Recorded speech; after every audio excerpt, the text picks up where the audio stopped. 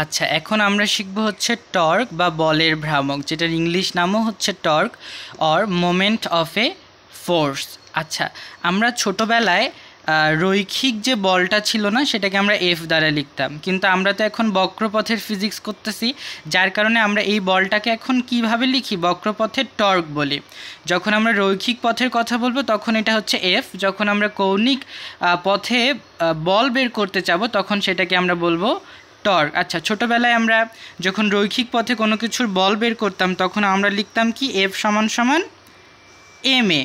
এখন আমরা যখন কৌণিক পথে বল বের করতে চাচ্ছি তখন আমরা এফের জায়গায় কৌণিক বল লিখব টর্ক, যেটার নাম হচ্ছে টর্ক, ইকুয়াল দিব এম।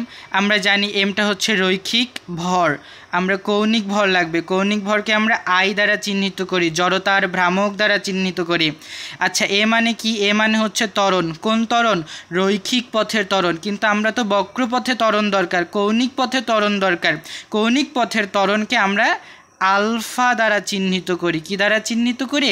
আলফা দ্বারা চিহ্নিত করি। তাহলে এই সূত্রটা মনে থাকলে এই সূত্রটা কি আমাদের মনে থাকবে না?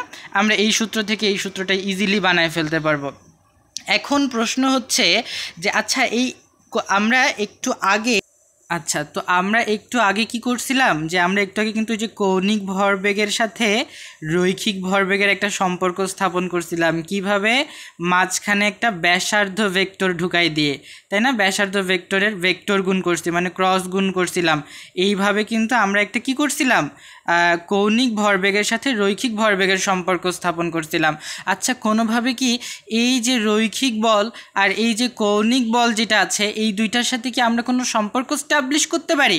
প্রশ্নের উত্তর হচ্ছে হ্যাঁ, আমরা সম্পর্ক স্থাপন করতে পারি। কিভাবে স্থাপন করতে পারি? দেখো, আমরা লিখব হচ্ছে কি এই যে টর্ক, এই যে টর্ক, আমরা টর্ক মানে হচ্ছে কি কৌণিক বল, আর এখানে হচ্ছে কি আমরা এই যে রৈখিক বল, এই দুইটার মধ্যে সম্পর্ক স্থাপন করতে যাচ্ছি। কিভাবে সম্পর্ক স্থাপন করব? ওই যে একটা ব্যাসার্ধ লাগবে, জাস্ট একটা ব্যাসার্ধ লাগবে।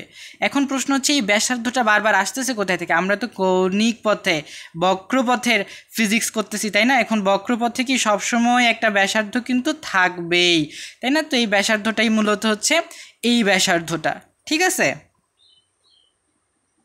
তো এখন এই যে আর ক্রস এফ যেটা রয়েছে সেটাকে আমরা যদি ভাঙি, আর এফ সাইন থেটা পাবো।